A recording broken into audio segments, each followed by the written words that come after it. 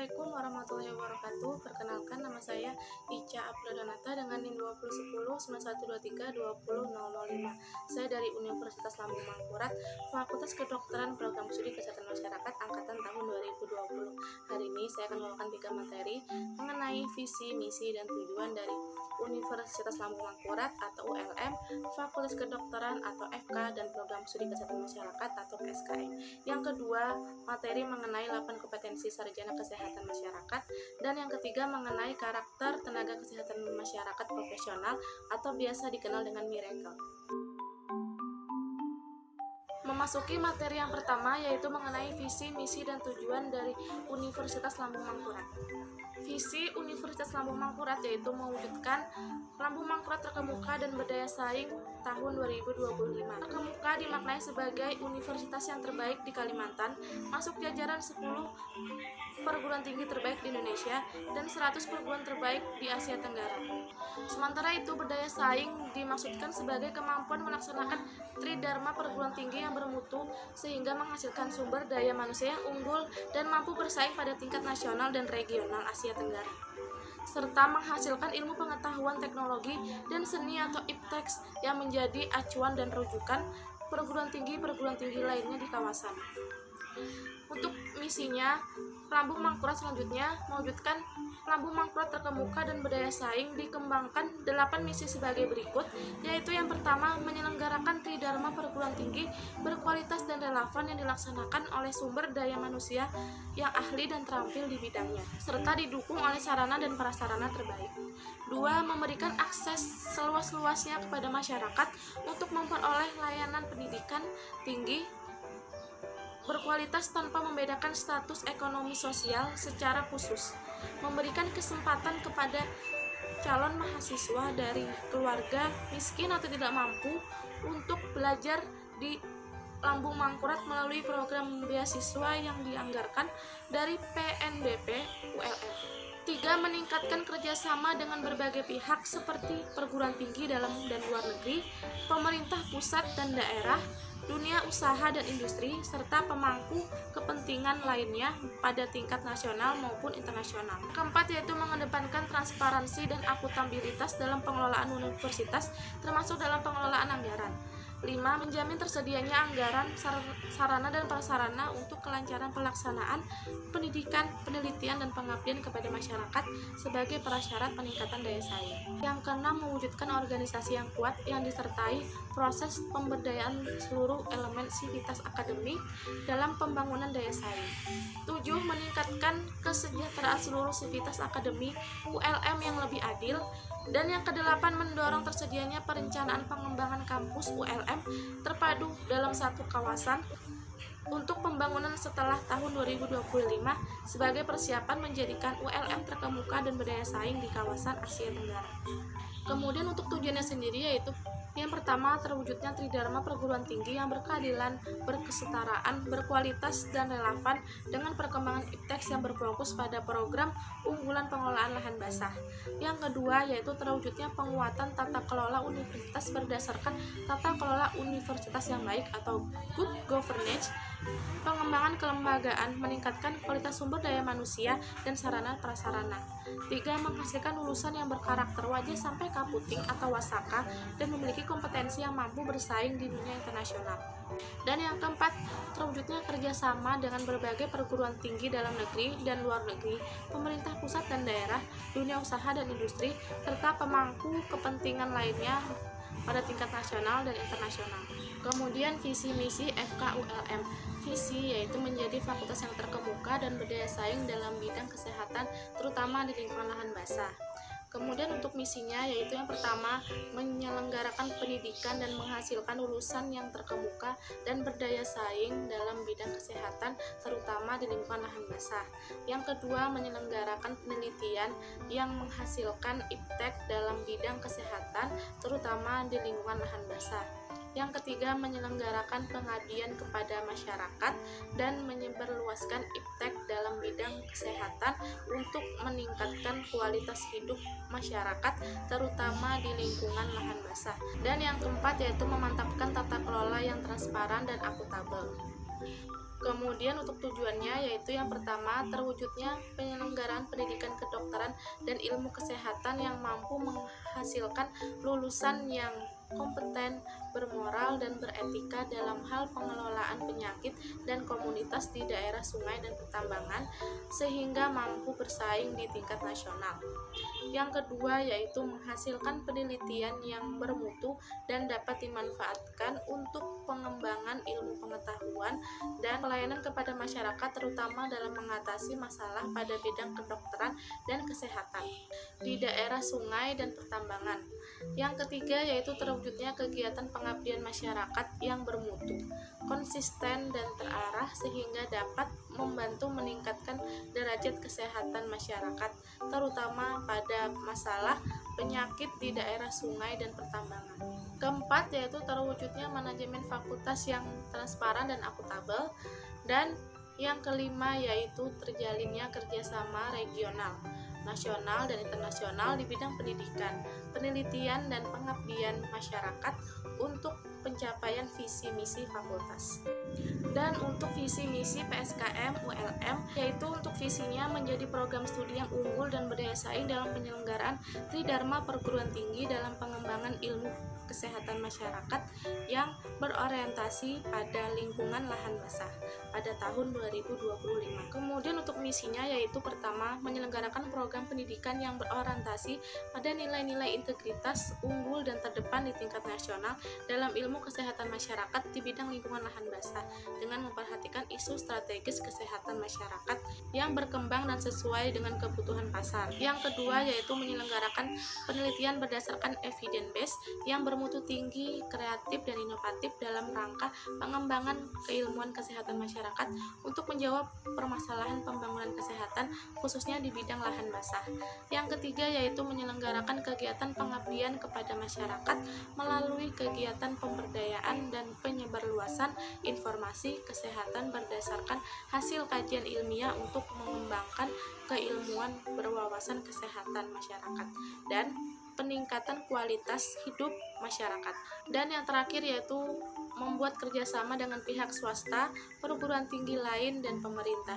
Kemudian untuk tujuannya sendiri yaitu pertama untuk memberikan kesempatan kepada mahasiswa yang cakap dan giat belajar agar dapat menyelesaikan pendidikan dalam waktu yang sesingkat-singkatnya. 2. Memberi kesempatan kepada mahasiswa agar dapat mengambil mata kuliah sesuai dengan kemampuannya. 3. Untuk mempermudah penyesuaian kurikulum dari waktu ke waktu dengan perkembangan ilmu dan teknologi. 4. Untuk memberi kemungkinan sistem evaluasi kemajuan belajar mahasiswa dapat diselenggarakan dengan sebaik-baiknya. Dan yang kelima yaitu untuk memberikan kemungkinan pengalihan kredit dan perpindahan mahasiswa antar fakultas kedokteran. Memasuki materi kedua mengenai 8 kompetensi sarjana kesehatan masyarakat. Yang pertama yaitu mampu melakukan kajian dan analisis situasi atau analytic assessment skill, yaitu mampu mendefinisikan masalah secara tepat, mampu menentukan kegunaan dan keterbatasan data, mampu mengidentifikasi data secara tepat dan relevan sebagai sumber informasi, mampu mengevaluasi integritas dan komparabilitas data, mampu menggunakan prinsip-prinsip etika dalam mengumpulkan data. Yang kedua yaitu mampu mengembangkan kebijakan dan perencanaan program atau policy development program planning skill, yaitu mampu mengumpulkan, meringkas, dan menginterpretasikan informasi tentang berbagai isu kesehatan masyarakat, mampu menyatakan pilihan kebijakan, memformulasikan dengan jelas dan padat, mampu membahasakan implikasi kesehatan fisikal, administrasi, legal, sosial, dan politik. Ketiga yaitu mampu berkomunikasi secara aktif atau communication skill, yaitu mampu melakukan komunikasi melalui tulisan lisan atau metode lainnya, mampu meminta input dari individu dan organisasi, mampu mengadvokasi program individu dan organisasi, mampu menggunakan media, teknologi, dan jaringan untuk menyebarluaskan informasi. Yang keempat yaitu mampu memahami budaya setempat atau cultural competency skill, yaitu mampu menggunakan metode yang tepat dan profesional, berinteraksi secara efektif dan profesional dengan orang yang berbeda latar belakang, mampu memahami adanya dinamika yang berkontribusi terhadap keragaman budaya.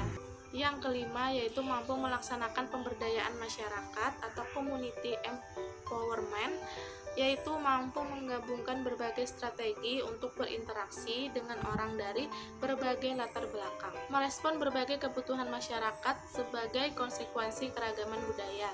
Keenam yaitu memiliki penguasaan ilmu kesehatan masyarakat atau public health science skill, yaitu mampu mengidentifikasi kewajiban individu dan organisasi dalam konteks pelayanan kesehatan masyarakat, esensial dan fungsi-fungsi dasar. 7. Mampu dalam merencanakan keuangan dan terampil dalam bidang manajemen atau financial planning and management skill, yaitu mampu mengembangkan dan mempresentasikan suatu anggaran, mampu mengelola program sesuai dengan keuangan, kondisi, mampu menerapkan proses penganggaran, dan yang kedelapan yaitu memiliki kemampuan kepemimpinan dan berpikir sistem atau leadership and system thinking skill, yaitu mampu menciptakan budaya berdasarkan standar etika dalam organisasi dan komunitas, membantu menciptakan nilai dasar dan visi bersama, dan menggunakan prinsip-prinsip ini sebagai pedoman pelaksanaan program kesehatan masyarakat.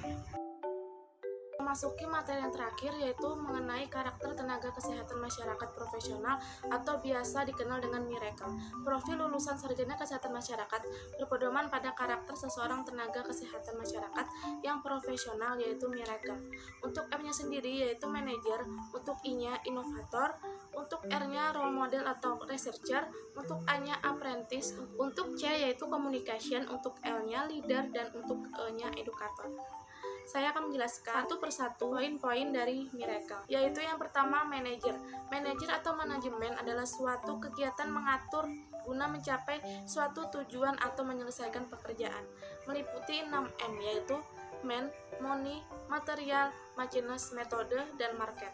Dengan kata lain, manajemen kesehatan masyarakat adalah penerapan manajemen umum dalam sistem pelayanan kesehatan masyarakat sehingga yang menjadi objek dan sasaran manajemen adalah sistem pelayanan kesehatan masyarakat. Yang kedua yaitu inovator. Dimaksud inovator yaitu dengan ilmu kesehatan masyarakat dipelajari bagaimana menentukan strategi pemecahan masalah kesehatan yang ada dalam masyarakat. Caranya yaitu menentukan prioritas masalah yang dapat dilakukan secara kualitatif dan kuantitatif, penerapan kriteria, pemberian bobot masalah, dan menentukan scoring setiap masalah, penyusunan POA atau Planning of Action untuk memecahkan masalah kesehatan yang ada di masyarakat. Ketiga yaitu role model atau researcher. Researcher atau penelitian dalam kesehatan masyarakat merupakan salah satu komponen yang integral. Jika ada kewajiban untuk melindungi kesehatan masyarakat, maka tentu ada kewajiban untuk mempelajari bagaimana cara terbaik untuk melakukan hal tersebut, dan untuk itulah penelitian dilakukan.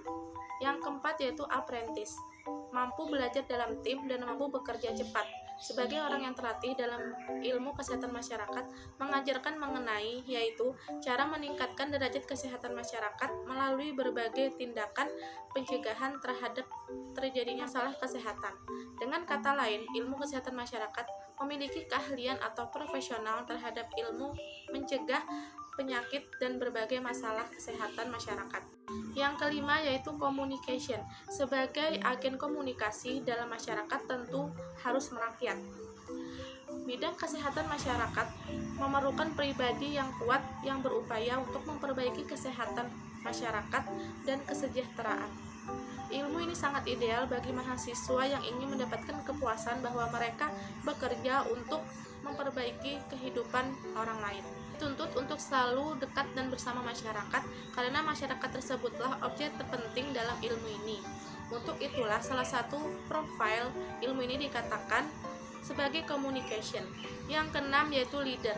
Leader atau pimpinan adalah seseorang yang mampu mempengaruhi tiap individu dari suatu kelompok atau organisasi untuk bekerja sama mencapai tujuan yang telah ditentukan. Mengajarkan bagaimana mempengaruhi masyarakat melalui berbagai jenis promosi kesehatan, baik langsung dan tidak langsung, mencegah penyakit dan berbagai masalah kesehatan guna meningkatkan derajat kesehatan masyarakat.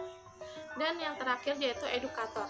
Sebagai pendidik, maksud dalam ilmu kesehatan masyarakat dapat tanggung jawab melakukan usaha sadar dan sistematis untuk mempengaruhi masyarakat agar mampu mendukung dan melakukan semua hal yang bertujuan untuk peningkatan derajat kesehatan. Dalam hal ini, orang yang berkutat dalam ilmu kesehatan kesehatan masyarakat sebagai pendidik dalam bidang kesehatan, dan masyarakat sebagai kelompok yang mendapatkan pendidikan kesehatan.